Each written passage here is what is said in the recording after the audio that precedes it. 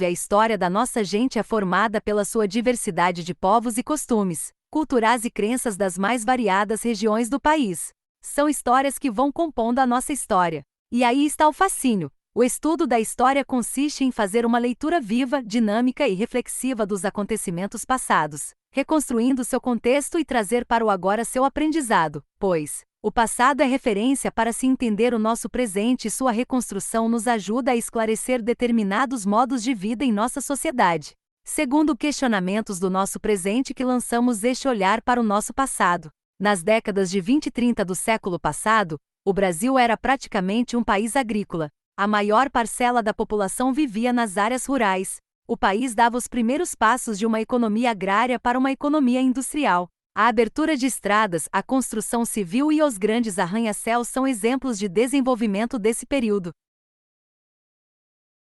No entanto, esse desenvolvimento não chegava a todas as partes do país. Nas cidades e vilarejos afastados dos grandes centros, a vida parecia ter parado no tempo. A falta de estradas, de água encanada, de moradias de alvenaria, de escolas, hospitais e de oportunidade de trabalho testemunham o quanto era escassa, ou praticamente nula, a aplicação de políticas públicas que favorecessem o bem-estar social. Milhões de brasileiros viviam o drama da fome e da miséria, das mínimas condições de alimentação, moradia e saúde. Sofriam com a violência desmedida das autoridades e dos coronéis, das péssimas condições de trabalho às quais os trabalhadores, principalmente os rurais, eram submetidos, além do alto índice de analfabetismo. Também havia em muitos lugares a ausência da lei, onde por vezes não existiam delegacias ou o contingente policial era insuficiente para atender a demanda da população.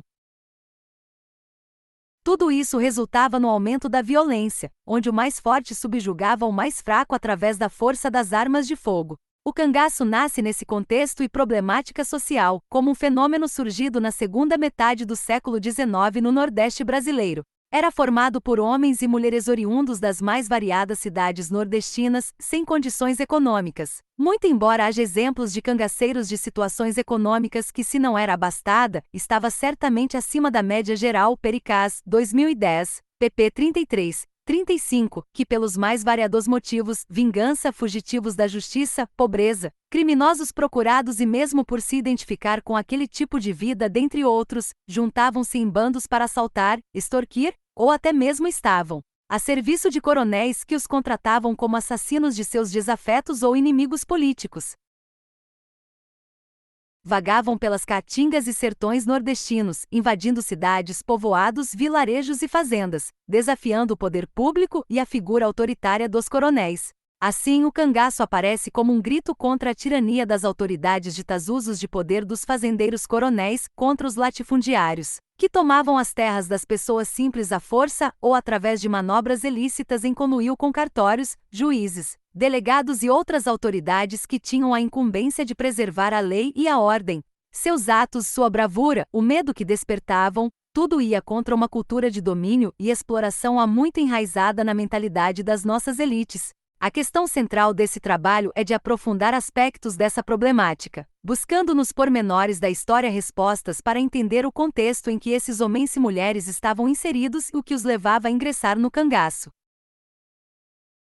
Ao lançarmos este olhar para o nosso passado, traremos questões que ainda estão bem presentes atualmente. Este trabalho de revisão bibliográfica é composto de pesquisas feitas em obras de historiadores que se especializaram sobre o tema, de matérias de jornais, revistas e trabalhos acadêmicos relacionados ao tema, além de vídeos contendo entrevistas com pessoas que participaram, de alguma forma, do cangaço, fazendo assim uso da história oral para o cruzamento de informações. Na primeira sessão comentamos sobre a realidade do Brasil como país de economia agrária, onde a maior parcela da população, cerca de 80%, vivia em áreas rurais, dando destaque para a região Nordeste. Abordamos nesta sessão os problemas sociais vividos por essas pessoas no que diz respeito às condições precárias de subsistência, as nefastas consequências da secaz na vida do sertanejo e sua forte religiosidade. Na segunda sessão apresentamos o cangaço como fenômeno social oriundo da situação de miséria e exploração a que o homem do campo estava submetido. Discorremos sobre o monopólio da terra e as sangrentas disputas por sua posse, Os sofrimentos enfrentados por quem ingressava nas fileiras do cangaço, a vida de crimes do cangaceiro, sua eficiente rede de coiteiros e informantes e a presença feminina no cangaço. Na terceira sessão refletimos sobre as dificuldades enfrentadas pela polícia no combate ao banditismo, bem como os crimes de corrupção e violência praticados por militares contra sertanejos suspeitos de colaborar com os cangaceiros, as volantes e o rastro de sangue deixado por elas pelos caminhos do sertão, a ausência da justiça dos tribunais e a presença marcante da justiça das armas. Na quarta sessão comentamos sobre a figura mandante do coronel, seu poder econômico, militar e de influência, sua intrincada rede de favores e obrigações, com ramificações na política local, estadual e federal, suas estreitas relações com os cangaceiros, suas disputas por poder e as consequências advindas dessas disputas, as quais emperravam o desenvolvimento social das comunidades sertanejas. Durante todo o trabalho, procuramos focar as implicações que levavam os indivíduos a ingressarem no cangaço. Segundo o professor José Roberto Santos Lima para fornecer à sociedade uma explicação sobre ela mesma, é preciso ir além da história convencional, da história dos vencedores e suas versões oficiais, e penetrar nos pormenores da contexto social em que estes homens e mulheres estavam inseridos. O passado tem um significado e é preciso compreendê-lo para poder entender o presente. Nas primeiras décadas do século XX, o Brasil era praticamente um país de economia agrária. A maior parcela da população vivia e trabalhava nas áreas rurais, e nas áreas urbanas havia ainda muitos espaços desocupados. Segundo Priori Venâncio 2016, p. 245, as áreas urbanas concentravam apenas 20% da população brasileira. No ano de 1920 a população brasileira era de 27.500.000 pessoas. Desse total, 69,7% de toda a população do país vivia direta ou indiretamente da agricultura. Assim, podemos constatar que a maior parcela da população era interiorana. Os principais produtos de exportação desse período eram café, açúcar, algodão, tabaco, borracha e cacau. Ferreira, 1997, p. 15, Arruda, 2012, p. 140. Muito embora durante a Primeira Guerra Mundial, de 1914 a 1918, o comércio exterior tenha sofrido forte crise, afetando as exportações brasileiras. Segundo os economistas Vilela e Suzigan III, isso provocou a queda nos preços do café e da borracha, os dois principais produtos de exportação, que na década de 1901-1909, correspondiam a 79% das exportações do Brasil. Contudo, o país dava os primeiros passos de uma economia agrária para uma economia industrial. Esse processo de desenvolvimento industrial aconteceu com mais evidência nos centros urbanos. Com a Primeira Guerra Mundial ocorrendo na Europa, a indústria europeia estava praticamente toda envolvida com os conflitos bélicos. Segundo o historiador Simonsen, 1973, p. 48, os impactos desse conflito deram um novo impulso à economia brasileira, levando a indústria a se capacitar para substituir os produtos importados. O setor têxtil do Brasil se desenvolveu de maneira considerável durante os conflitos bélicos desse período. Segundo Pericaz, 2010, p. 138, ao final do conflito, o mercado interno já consumia em torno de 75% a 85% da produção da indústria nacional. E isso trouxe um crescimento para a indústria no Brasil. Nas décadas de 1920 e 1930, a industrialização trazia modernidade e urbanismo para as cidades e capitais. Em determinadas regiões do país acontecia um considerável desenvolvimento industrial, a abertura de estradas, a construção de estaleiros, o melhoramento dos portos, a ampliação de estradas de ferro, o desenvolvimento do telégrafo, a construção civil e o aparecimento dos grandes arranha-céus são exemplos de desenvolvimento desse período. Em algumas cidades como Rio de Janeiro, São Paulo, Belo Horizonte, Porto Alegre e Recife, o desenvolvimento era bem visível. Linhas de bondes ligando os vários bairros facilitavam a locomoção das pessoas, jornais, cafés, restaurantes, teatros, hospitais, escolas e lojas de conveniência estavam à disposição de quem pudesse pagar. Praças eram construídas como lugares de lazer e convívio urbano. Priori, Venâncio 2016, p. 236, Arruda 2012, p. 148. No entanto, esse desenvolvimento não era para todos. Mesmo com o aumento da população em alguns lugares, a estrutura urbana permanecia precária. Nas cidades e vilarejos afastados dos grandes centros, a vida parecia ter parado no tempo. A falta de estradas, de água tratada, de casas de alvenaria, havia muitas casas de taipa cobertas com palha seca, de escolas, centros médicos, luz elétrica e de políticas que favorecessem a geração de empregos. Testemunham o quanto era escassa ou praticamente nula a aplicação de políticas públicas que favorecessem o bem-estar social. Segundo Facó, 1976, p. 14, as classes dominantes brasileiras se vangloriavam pelo Brasil ser um país essencialmente agrícola. Como bem se percebe, os lentos passos da industrialização e os benefícios sociais desse modesto progresso não eram uma realidade para todas as regiões. Nesse período, a maioria dos brasileiros viviam em áreas rurais e as dificuldades enfrentadas no dia a dia dessas populações eram muitas, sobretudo no Nordeste. Milhares de nordestinos, bem como grande parte da população brasileira, viviam o drama da fome e da miséria. As mínimas condições de moradia e saúde, as péssimas condições de trabalho às quais os trabalhadores, principalmente os rurais, eram submetidos, além da falta de direitos, ou da negligência em se fazer cumprir a lei, os quais proporcionassem às pessoas se sentirem respeitadas em sua dignidade, denunciam essas dificuldades enfrentadas. O alto índice de analfabetismo desse período era mais um fator que dificultava a organização dos trabalhadores na luta por direitos sociais. Segundo os professores de economia da Pontifícia Universidade Católica do Estado do Rio de Janeiro, Gustavo Franco e Luiz Aranha, 2011, p. 28, em 1920, cerca de 75% da população era analfabeta. Esses fatores, pobreza extrema, mínimas condições de moradia e saúde, péssimas condições de trabalho, altos índices de analfabetismo, direitos negligenciados ou negados, dentre outros, geravam exclusão social e política da maioria da população brasileira. Aqui vale ressaltar que, à sua maneira, as massas populares do campo e das cidades reagiram a essa exclusão. As primeiras décadas da República no Brasil foram marcadas por muitas agitações políticas, revoltas sociais e militares. Durante esse período, o Brasil vivenciou diversos movimentos de revoltas e lutas armadas, organizadas ora por grupos populares, ora por militares, contra decisões tomadas pelo governo nas esferas federal, estadual e municipal, no que diz respeito à vida social, política e econômica das populações brasileiras. Esses conflitos custaram milhares de vidas humanas. A Revolta da Armada de 1893 a 1894, a Revolta Federalista, de 1893 a 1895, Antônio Conselheiro e a Guerra de Canudos, 1897. O bota abaixo do prefeito Pereira Passos na cidade do Rio de Janeiro, 1903, a Revolta da Vacina no Rio de Janeiro, 1904, a Revolta da Chibata, 1910, a Guerra do Contestado e o Monge José Maria, de 1908 a 1916, o coronelismo e seu poder de mando, trazendo consequências para a economia e o desenvolvimento social e político do país.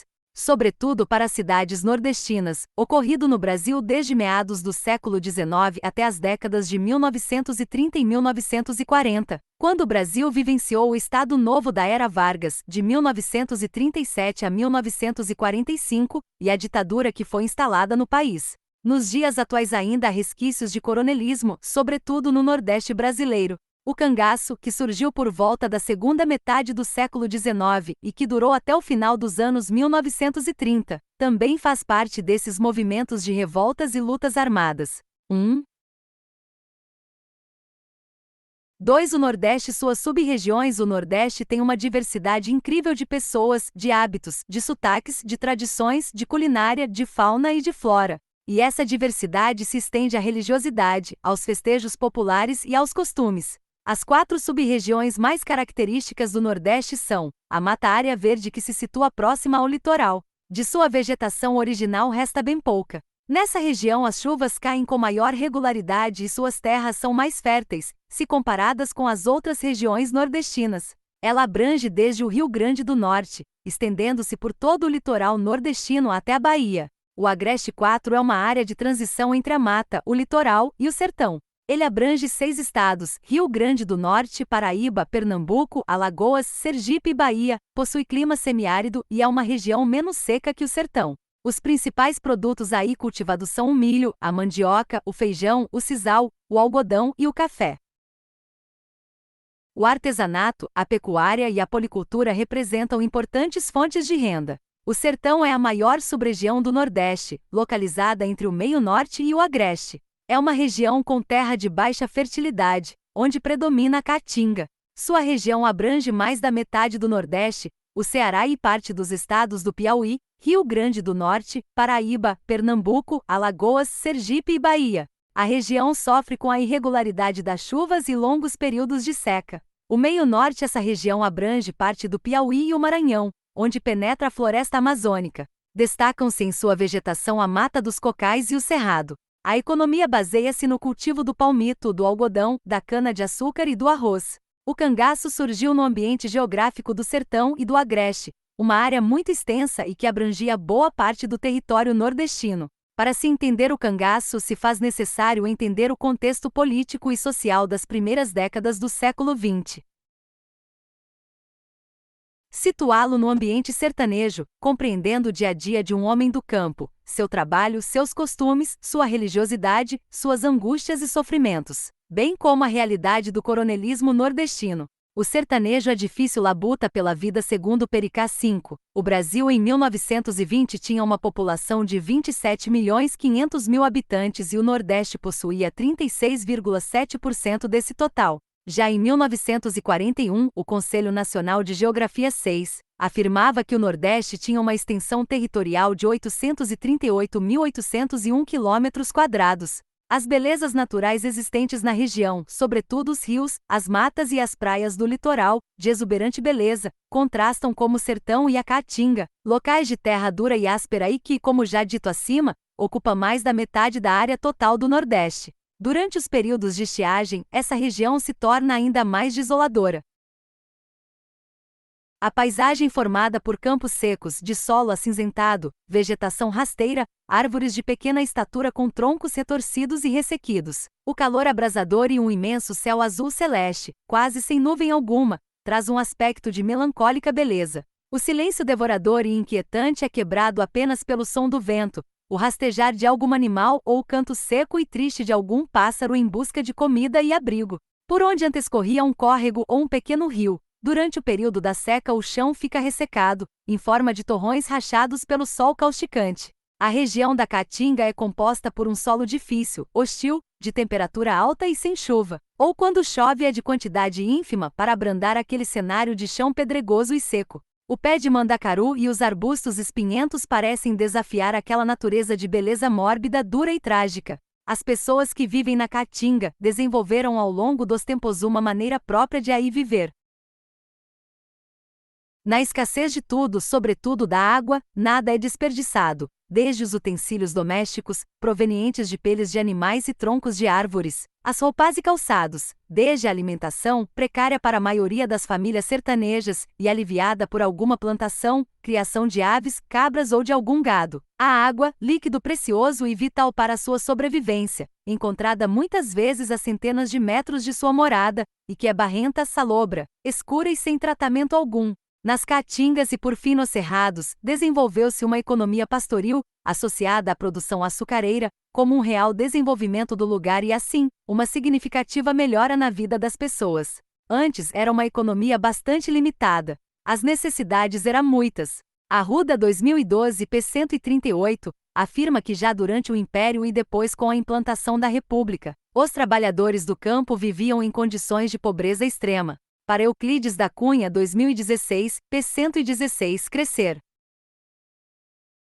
São muitas as adversidades que o sertanejo tem de enfrentar na luta pela sobrevivência, e sua riqueza está na sua coragem e valentia. Ele é um exímio conhecedor dos sinais da natureza. Conhece os tempos das estações, o melhor período para o plantio e a qualidade da terra fértil. Seus remédios provêm das ervas e matos medicinais encontrados nas capoeiras, herança da sabedoria indígena, os quais ele utiliza para aliviar as dores do corpo. Sua religiosidade, principal forma de educação, se desenvolveu alheia às práticas litúrgicas oficiais. Dada a imensidão de território, o número de sacerdotes era insuficiente para atender às áreas rurais. O que surge daí é uma mistura dos ensinamentos católicos de Portugal, e que foram influenciados pelo messianismo regional, acrescido de crenças indígenas e das religiões africanas, trazidas há muito tempo pelos escravos. Uma religiosidade repleta de orações, benditos, ladainhas, superstições, sortilégios, adivinhações, curandeirismo e que parece conhecer remédio para todos os males. Segundo o inglês Henry Coster VII, em Observação de Viagem, afirma que o sertanejo é corajoso, sincero, generoso e hospitaleiro, ainda que extremamente ignorante e dado a crenças nas encantações, relíquias e outras coisas da mesma ordem. Ainda mais é vingativo. As ofensas muito dificilmente são perdoadas e, em falta da lei, cada um exerce a justiça pelas próprias mãos.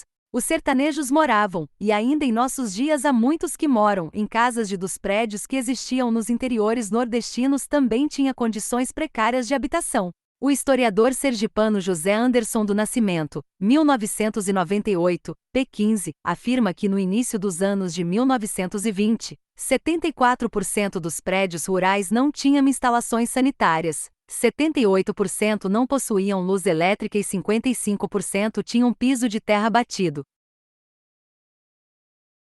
Nos interiores e vilarejos mais afastados dos centros urbanos, as escolas eram raras. O índice de analfabetismo era alto, cerca de 75%, como dito acima. A construção e manutenção de uma escola dependia da vontade e, por vezes, dos recursos do fazendeiro local, o grande proprietário de terras. Algumas vezes, o fazendeiro contratava um mestre-escola, que ficava por alguns meses a lecionar nas casas da fazenda. Para Facó, 1976, p. 34, o que o coronel fazendeiro queria era braços para o trabalho da terra e não pessoas alfabetizadas e pensantes. Muito embora, segundo Maciel 8, a cidade de Pesqueira, localizada no agreste pernambucano, possuísse escolas tanto públicas quanto privadas, dado seu progresso econômico. No entanto, isso não era a regra, era a exceção. As escolas eram raras no sertão nordestino. Nascimento, 1998, p. 15, afirma que a expectativa de vida do sertanejo dos anos de 1920 não excedia 47 anos, a menor do Brasil.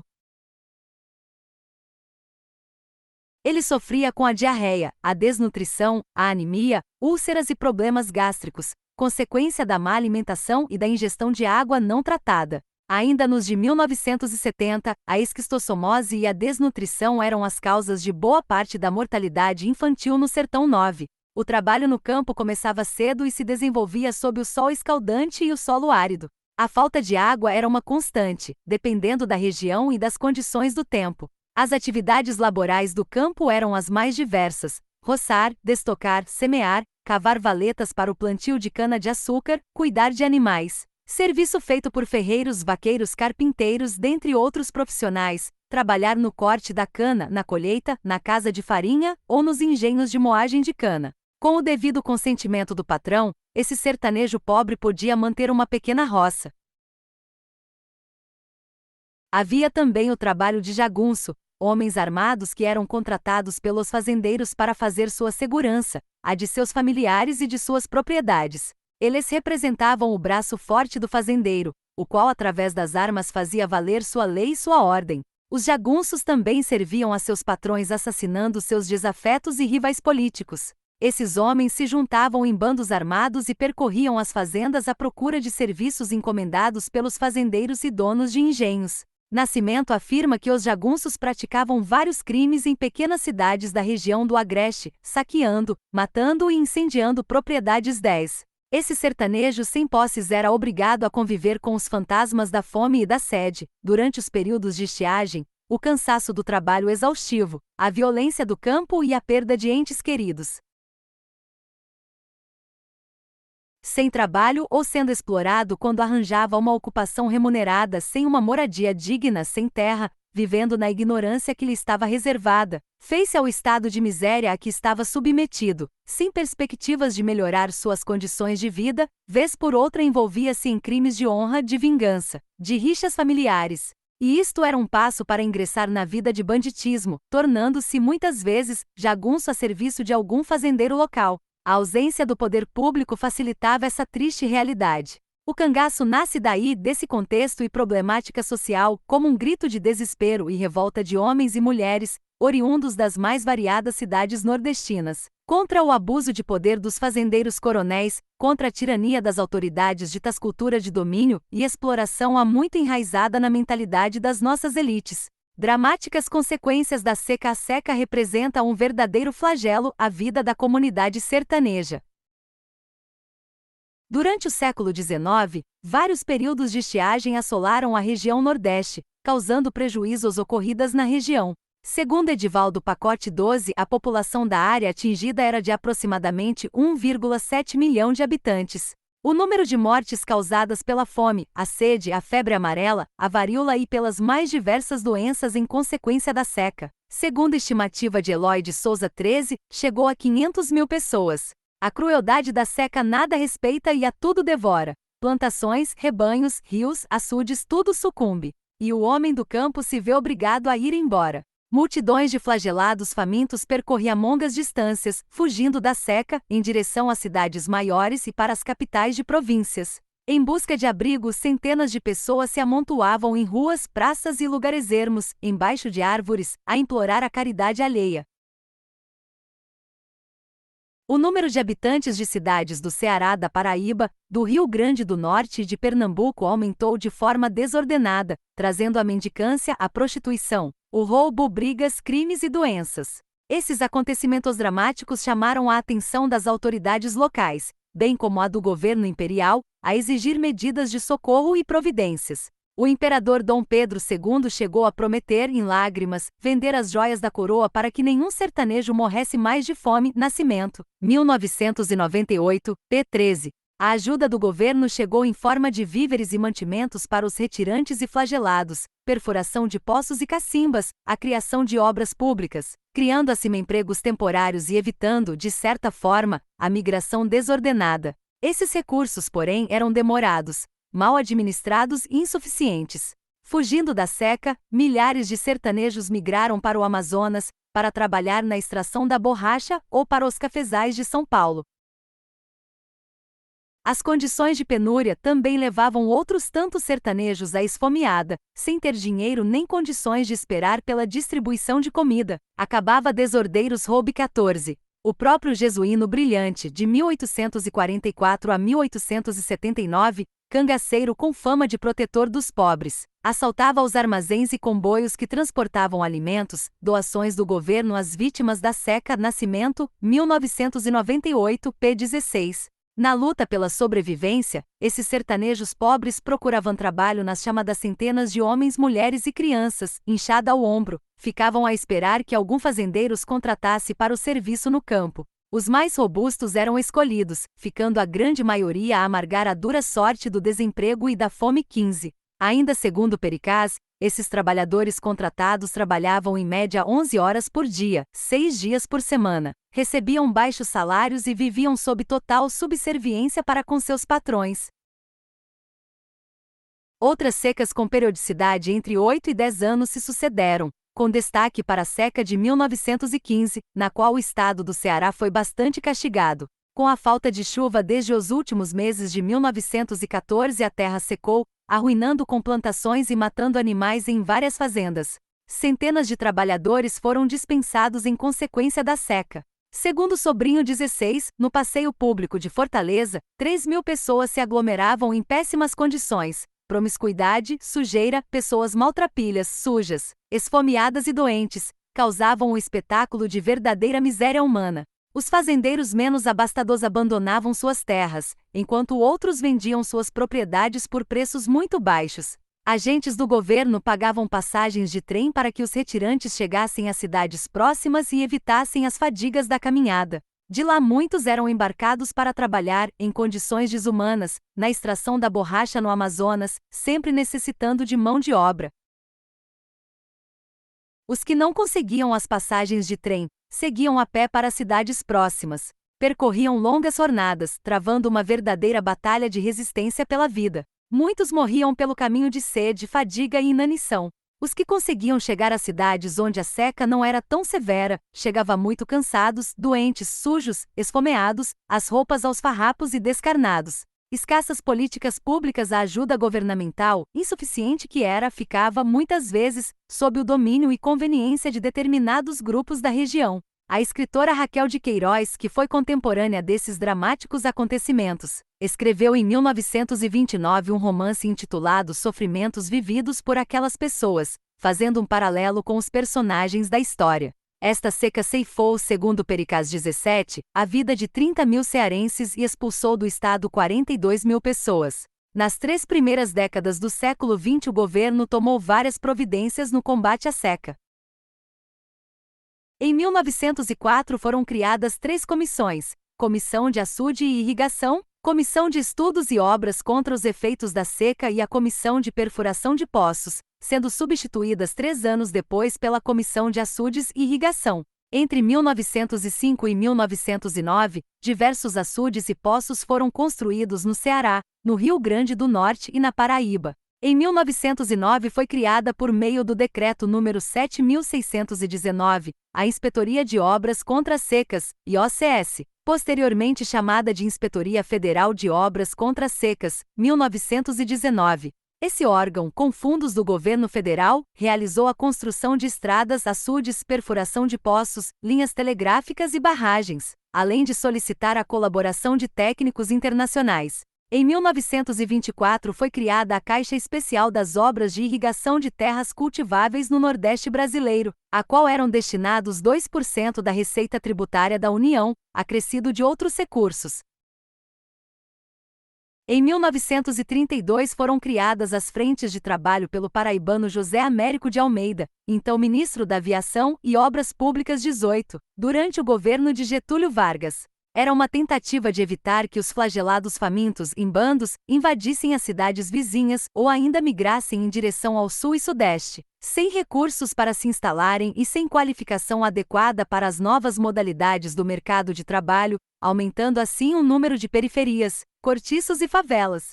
No entanto, essas ações tornavam-se ineficazes e não surtiam os resultados esperados, devido à demora em colocá-las em prática, o desperdício e o desvio de recursos públicos em favor de uma camada senhorial que se apropriavam dos recursos destinados às vítimas da seca. As obras eram realizadas mais para atender os interesses da política do que a necessidade pública. As políticas de combate às estiagens configuram, desde muitas décadas, a desumana e as vítimas da seca.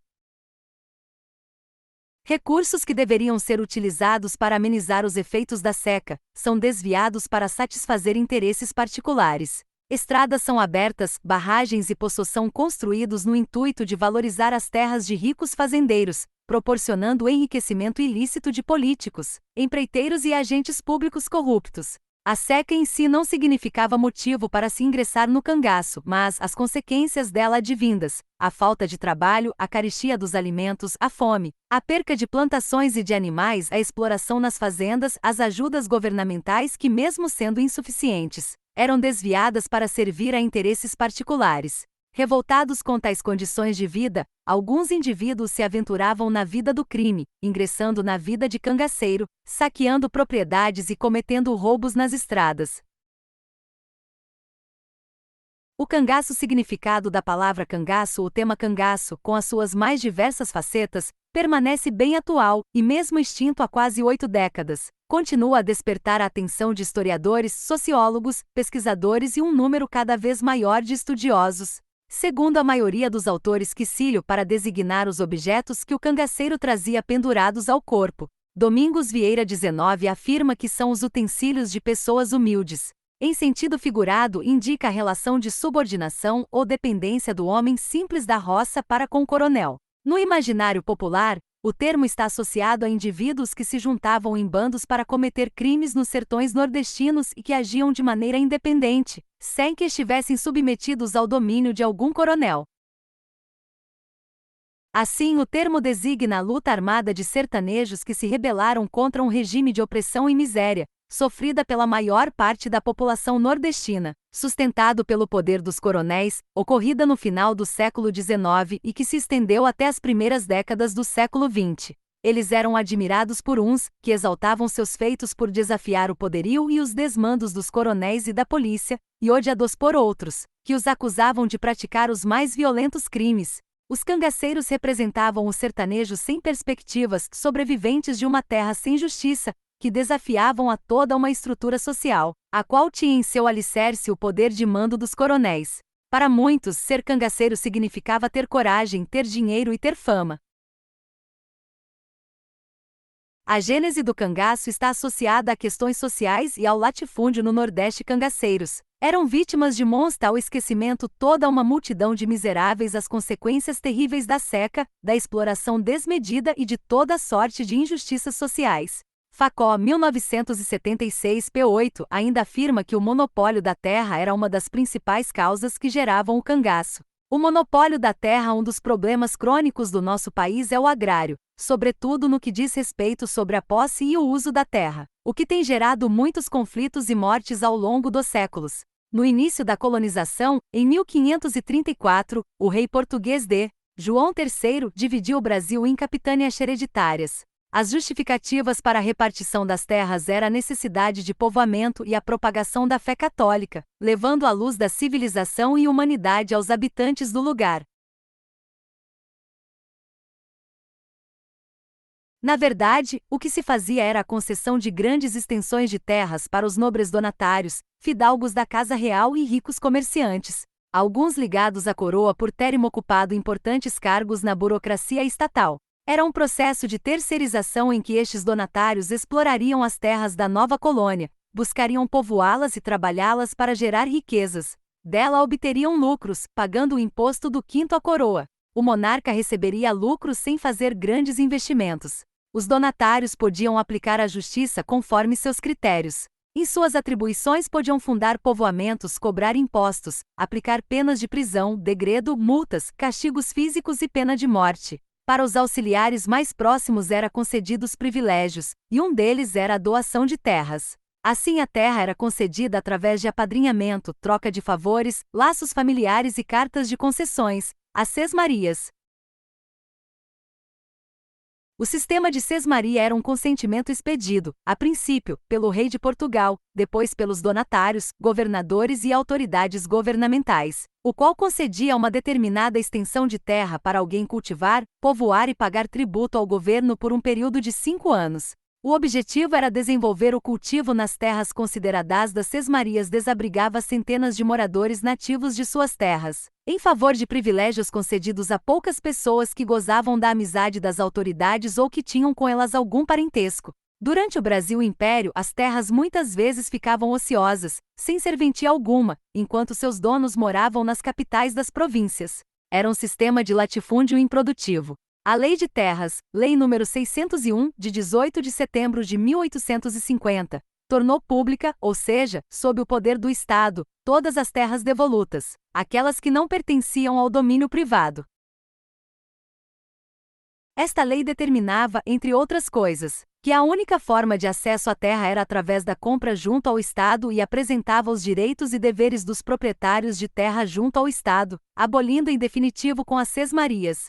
As terras não seriam mais dadas ao nobre para ele a distribuir para quem ele quisesse. A relação passava a ser de compra e venda. Era uma tentativa de buscar organizar a propriedade da terra. Essa ociosidade da terra gerava um problema econômico e social, pois a terra não produzia, além de se ter um considerável número de pessoas sem terras para morar e trabalhar, ficando à mercê dos latifundiários, vivendo uma vida de exploração e privações. Segundo Gilberto Freire, os proprietários se recusavam a vender estes terrenos e até de arrendá-los. Como é que se exige que esses infelizes, os agregados, gente pobre, foreiros plantem se eles não têm certeza de colha? Que incentivo existe que os induza a beneficiar um terreno, do qual podem ser despojados de um instante para o outro? Nas terras dos grandes proprietários eles não gozam de direito algum. 20. A terra, elemento básico à vida do sertanejo, pertencia em grande parte aos latifundiários, aos ricos fazendeiros. Em muitos casos, os pequenos proprietários tinham suas terras tomadas por coronéis através da persuasão das armas dos jagunços, da venda por endividamento, por quem queria se mudar da região, das demarcações fraudulentas ou por documentação forjada. Pericaz afirma que na metade do século XIX, há estimativas de que possivelmente menos de 1% de toda a população brasileira rural possuía terras. Boa parte dos donos de fazendas, nesse caso, era absenteísta e cuidava de seus negócios em cidades distantes, em geral nas capitais. Em 1920, 6,6 milhões de pessoas trabalhavam na produção agrícola. Desses agricultores, apenas 648 mil, ou 9,7%, trabalhavam em suas propriedades. O restante, quase 6 milhões de trabalhadores rurais não possuía terras próprias. De acordo com o censo de 1920, dos 55,5 milhões de hectares úteis, somente 6,6 milhões de hectares, ou 1,8%, eram efetivamente cultivados. 21. Como se percebe, a má distribuição de terras no Nordeste brasileiro é algo que vem desde muitas décadas, criando um monopólio agrário, o qual submeteu o homem do campo a um brutal isolamento, estagnando seu desenvolvimento econômico e cultural. Vitor Leal, referendó que tira a sua subsistência das suas terras, vive no mais lamentável estado de pobreza, ignorância, homem abandonado à sua própria sorte, desse ambiente de natureza e clima austeros, dessa ausência de justiça, dessa paralisia das forças produtivas e que submetiam o indivíduo a uma condição de miséria continuada. A rebeldia através das armas foi, para muitos sertanejos, a saída encontrada. Numa mensagem presidencial dirigida ao Congresso, já em 1947, sobre as populações rurais desprovidas de terras, temos milhões de brasileiros das zonas rurais, submetidos a um processo secular de atrofiamento de suas capacidades físicas e intelectuais, vegetando sem estímulos, sem saúde, sem instrução e morando em terras alheias, cujo valor especulativo as coloca inteiramente fora de possibilidades de aquisição. 22. Esse documento nos leva a acreditar que as autoridades tinham conhecimento das dificuldades pelas quais passava o homem do campo. Aquela realidade não era algo oculto, isolado. Era algo muito presente naquela sociedade. Fica notável o descaso dos governantes para com os problemas urgentes e gritantes das populações sertanejas. O poder político, de modo negligente, não apresentava solução satisfatória para os conflitos que se geravam pela posse da terra. As providências governamentais no intuito de trabalhar o bem social eram praticamente nulas. As escassas políticas públicas de projetos ineficientes, na busca de soluções, não surtiam efeito algum, frente ao emaranhado de troca de favores e privilégios de uma classe senhorial, onde a maior parte das terras estava concentrada nas mãos dos ricos fazendeiros. A resolução das questões de terra, por vezes, ficava a par das partes em conflito, o que resultava em rixas familiares, conflitos armados, tocaias nas estradas seguidas de mortes, abuso de autoridade e usurpação do direito do outro. A inércia da justiça e a subserviência de juízes e delegados aos poderosos coronéis propiciava ainda mais as injustiças e conflitos no campo. Esse descaso governamental favorecia o crescimento do banditismo. A rebeldia do cangaceiro deriva dessa realidade hostil. Se no passado o jagunço estava a serviço do coronel, que contratava seus serviços sórdidos nas disputas por poder, no cangaço esse jagunço passa a agir por conta própria, hostilizando o próprio coronel que o apoiava. Banditismo social, teoria utilizada por Hobsbawm 23 para classificar os diferentes tipos de bandidos, suas principais características e como eles eram vistos pelas pessoas da sua localidade. Em sua análise, ele incluiu o cangaço. Para Hobsbawm, o bandido social seria o camponês que, vivendo os mesmos problemas e sofrimentos do seu grupo social, tenha saído desse meio e se tornado bandido por motivos que são comuns à sua comunidade. Ele não seria um bandido comum. Por lutar contra os causadores desses sofrimentos, ele acaba ganhando a simpatia e até a admiração dos seus. Esses, de alguma forma, passam a colaborar com ele, por verem seus atos atitudes de justiça contra seus opressores. Seus atos criminosos são justificados como necessários para abolir o mal que oprime os que são do seu mesmo extrato social. Portanto, o bandido social é aquele que, fazendo uso de armas, luta por uma sociedade mais justa e menos desigual. Esse não era o objetivo dos cangaceiros. Comentando sobre esse tema, Chandler afirma que Lampião não poderia ser classificado como um verdadeiro bandido social em vista de sua aliança com os poderosos. Ele estava preocupado principalmente com sua própria sobrevivência, e em sua luta para consegui-la, pedia e recebia cooperação e favores, não só dos camponeses como também dos ricos fazendeiros e chefes políticos. 24. Os cangaceiros não se preocupavam em mudar as estruturas sociais em que viviam. Eles não lutavam contra a opressão, a fome ou a miséria do povo. Isto não fazia parte dos seus interesses. Eles não tinham ambições políticas, objetivos específicos ou reivindicações sociais. A crueldade de seus crimes mostra uma outra realidade.